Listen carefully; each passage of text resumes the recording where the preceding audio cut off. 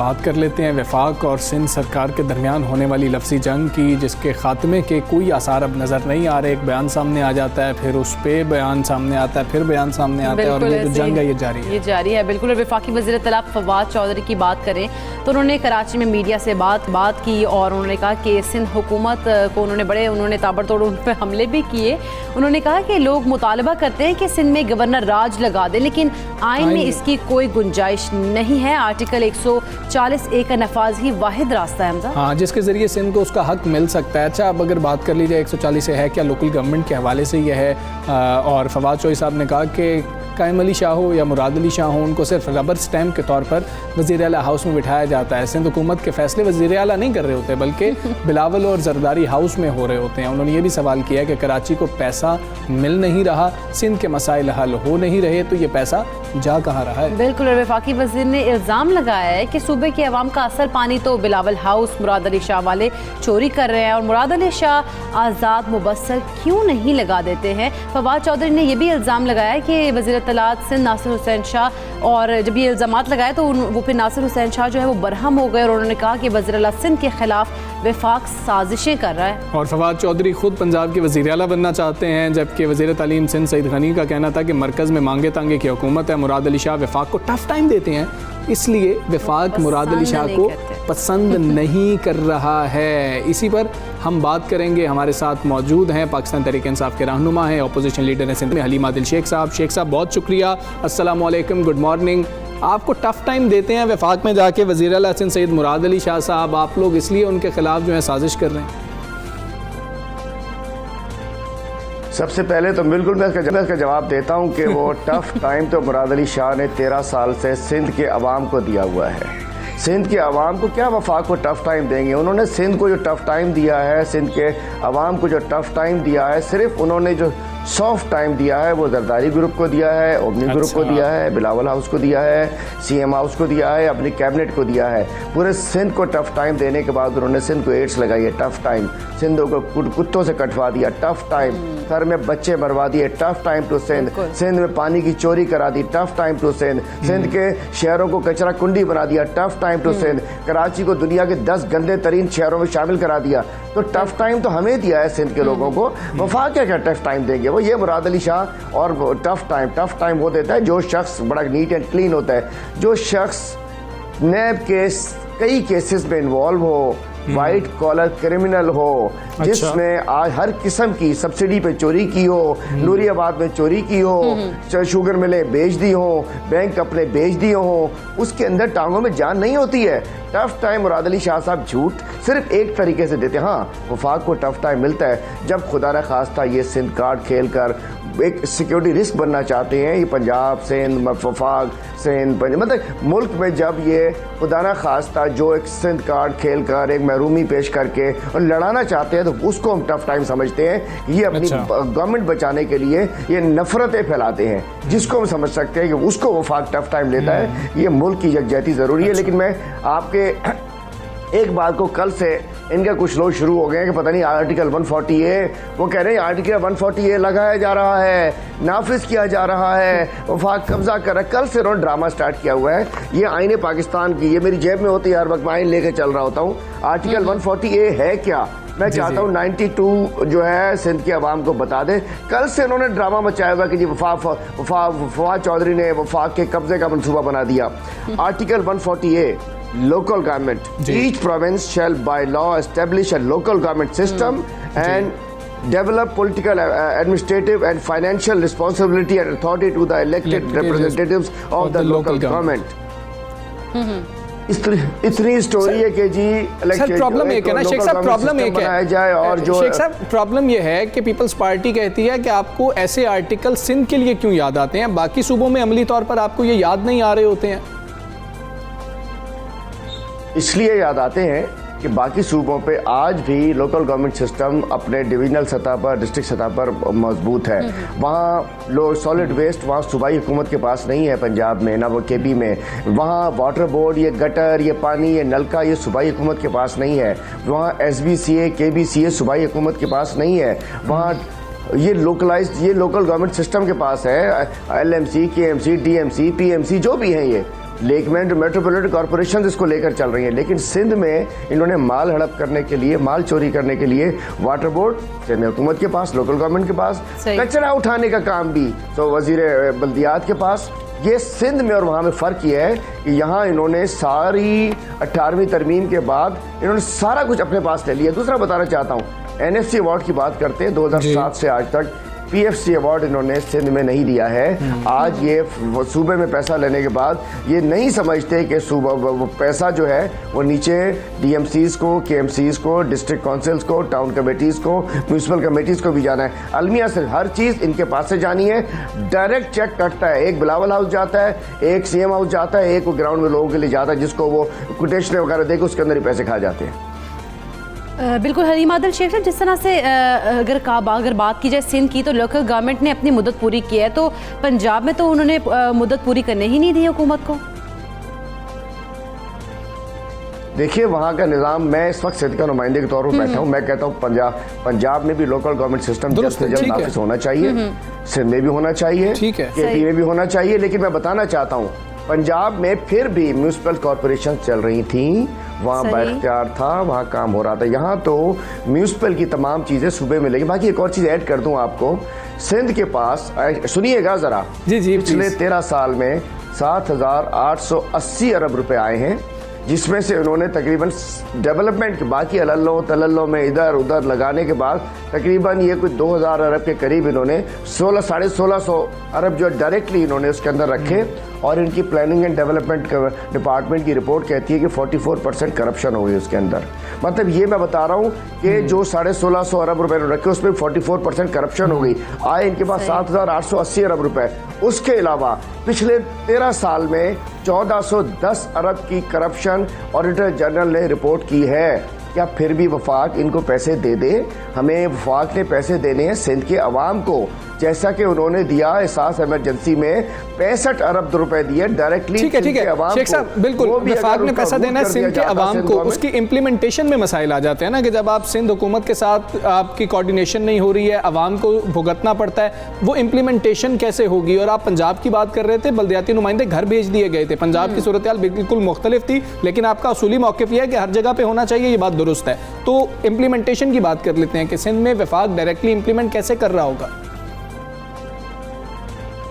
देखिए वफाक के बाद वफाकी इदारे मौजूद हैं, और मैं कहना चाहता हूँ, कभी तो कहते हैं कि जी वफाक सिंध में कुछ नहीं करता।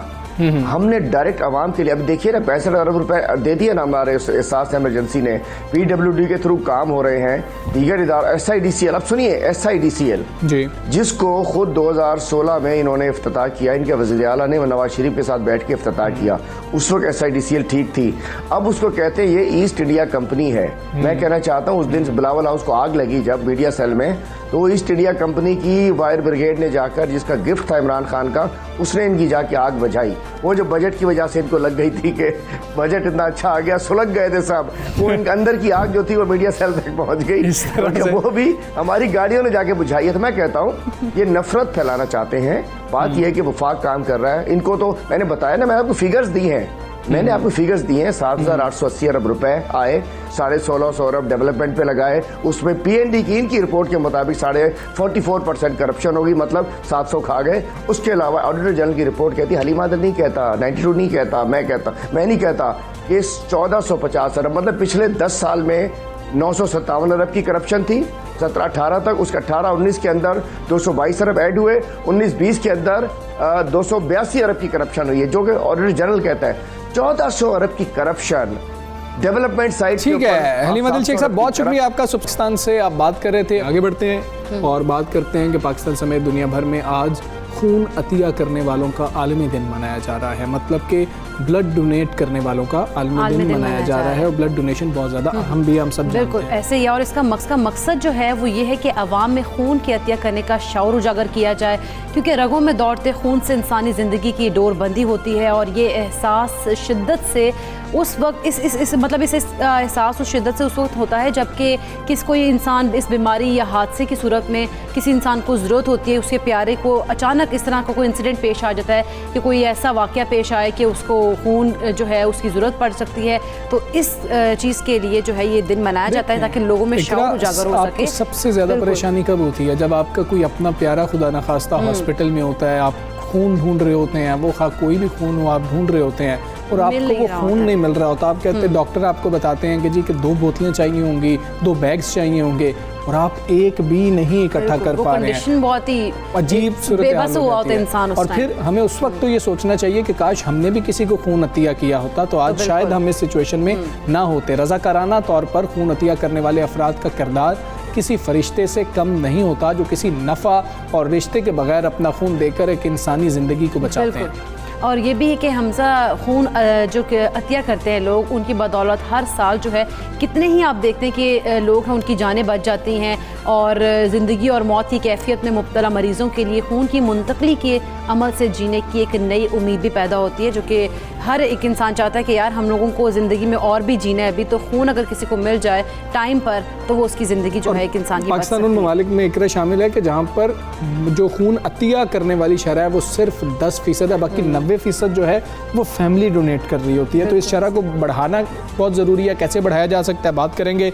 डॉक्टर मरियम शरीफ हमारे साथ मौजूद है। अस्सलाम वालेकुम, गुड मॉर्निंग, वेलकम टू सबसे सवेरे पाकिस्तान। ये बताइएगा कि ब्लड डोनेट करना बहुत ज़्यादा अहम है। ये हमें उस वक्त समझ लगती है जब हमें चाहिए होता है, जब हमने किसी को देना होता है हमें समझ नहीं लगती है। किस तरीके से लोगों को मोटिवेट किया जा सकता है कि ये बहुत ज़रूरी है, इसको अपनी ज़िंदगी का हिस्सा बनाएं? अस्सलाम वालेकुम जी, शुक्रिया कि आपने मुझे अपने प्रोग्राम में इनवाइट किया। जिसमें बिल्कुल आपने अभी जिक्र किया कि जो ब्लड डोनेशन है उस वक्त हमें ख्याल आता है जब हमारे किसी जानने वाले को ज़रूरत पड़े और उस वक्त हम बिल्कुल एक इमरजेंसी की कैफियत में होते हैं कि किसी तरह ये अरेंज हो जाए हमारे लिए।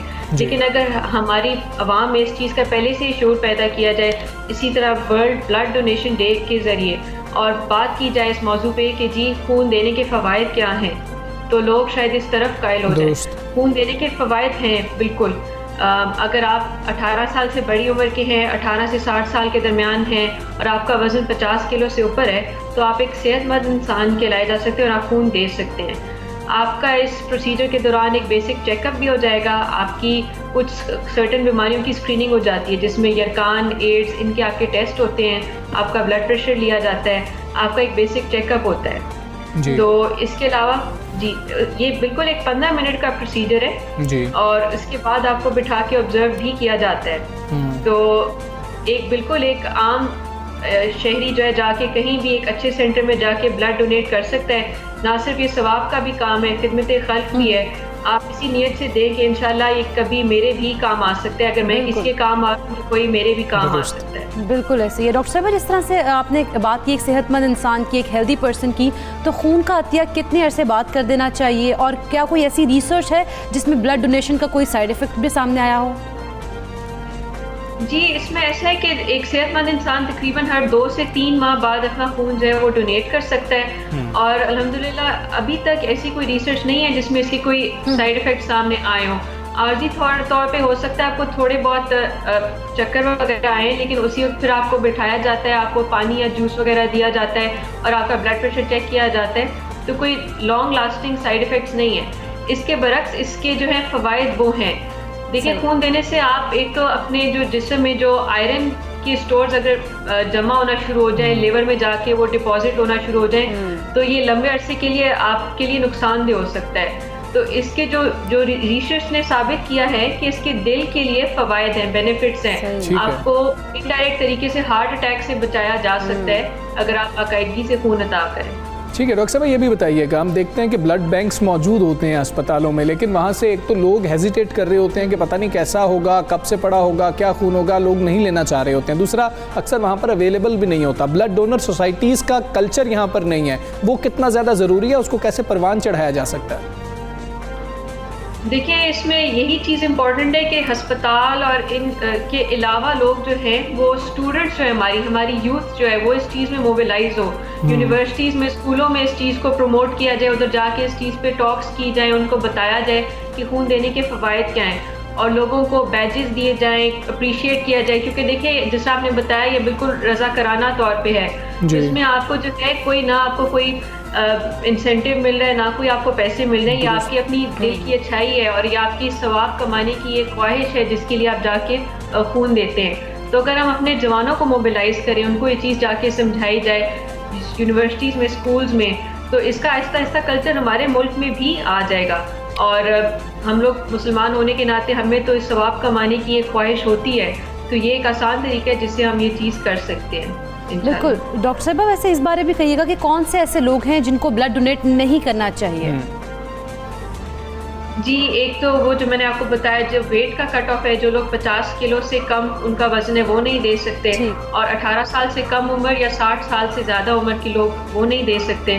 उसके अलावा जिनको यरकान का मसला है वो लोग नहीं दे सकते, उनकी स्क्रीनिंग हो जाती है।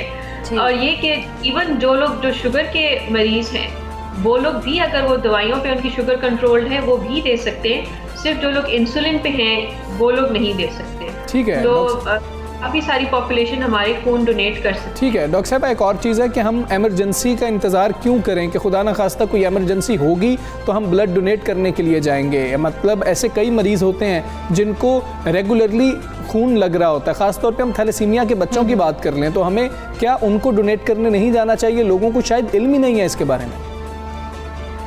जी, बदकिस्मती से यही बात है कि लोगों को इल्म नहीं है या लोगों में इतना शऊर नहीं है। जब तक कि आपने अपने किसी प्यारे के साथ इस तरह की अनफॉर्चुनेट चीज़ नहीं होती तो आपको एहसास नहीं होता कि जी दुनिया में और भी ऐसे लोग हैं जिनको इस खून की ज़रूरत है।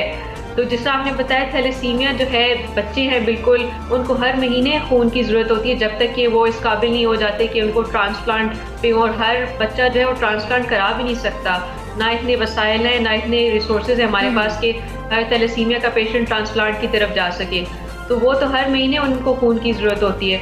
उसके अलावा आपने देखा होगा कि जिस तरह माएँ जो होती हैं हमल के दौरान फिर डिलीवरी के करीब ऑपरेशन में फ़ौरन उनको ज़रूरत होती है, और अगर इस वक्त पे उनको खून ना मिले तो खुदा न खास्ता जान भी जा सकती है।